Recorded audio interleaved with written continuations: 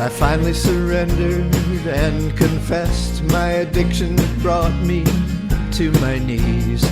Truly admitted my life was a mess. You've been listening to part of a song entitled The Help I Need, performed by John Dillon. John Dillon is a singer, songwriter, radio producer, author, and so much more. He joins me now to tell us about a performance that he will be making in our area at Hope and Coffee on Saturday, February 12th in Tamaqua. John, thanks so much for joining us.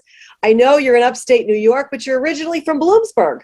That's right, and not far from home. I'll be coming to Tamaqua. That's really great. Grew up in Bloomsburg. Spent a lot of time traveling across the country. Lived in New Mexico for a number of years. Moved to upstate New York, I guess about 3 years ago, and I guess you could say I'm the rambling sort. Me and my wife, Vivian. The title of the program you are performing on Saturday is Hope Road from Addiction to Recovery.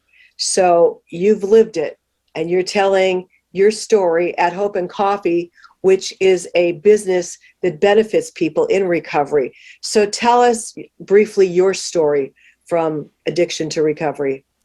Well, it's a long story, but I'll give you the short version. I grew up in the 60s. The hippie culture was what I grew up in.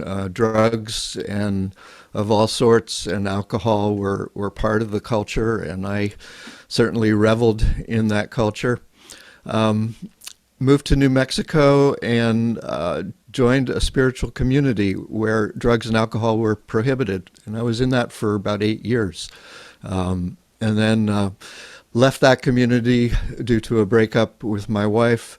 The drugs and alcohol came back, and long story short, in the 80s, I became severely addicted to cocaine and got to a place where I had no choice but to ask for help. And the help that came to me was in the form of a 28-day treatment program at Marworth up in northeastern Pennsylvania, and I'm so grateful for that. That was 1992, and I've maintained my sobriety over the years through participation in 12-step programs. And I'm really happy to be able to share my story and just hope that it'll benefit someone. I'm sure it's good when someone who is going through recovery hears a story like yours, a successful story. How does that make you feel as well as them? Because you're giving them hope that it can be done, and you're giving them proof that it can be done. There's a saying in these programs that in order to keep it, you need to give it away. And so the truth is that when I help someone else who's struggling with addiction, or whatever, it helps me as much as it helps the other person.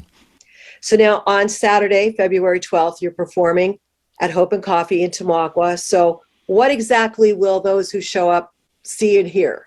I will mention first that the show is at 5 o'clock, which is kind of an unusual time for a music performance. Usually it would be later in the evening. So if you come, please come at 5. And I'll be performing a series of 13 songs with stories in between. And again, it's happening on Saturday, February 12th, 5 p.m., Hope and Coffee in Tamaqua. John, before we leave, do you want to play a few bars out for us?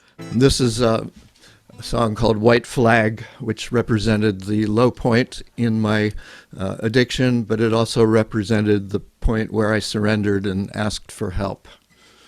I like to say that there was a divine intervention in the form of a police incident.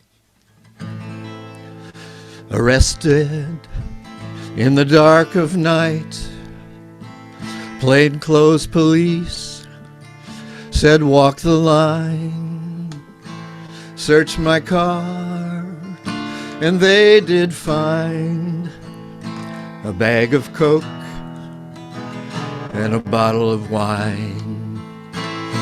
I give up, my white flag flies. I give up, No more lies. Help me, please. I've gone so low, and I have nowhere left to go. Today's news feature is brought to you by Feisner's Ford in Freeland, who is celebrating 75 years in business. Give them a call at 570-636-3920, or you can log on to feisnersford.com.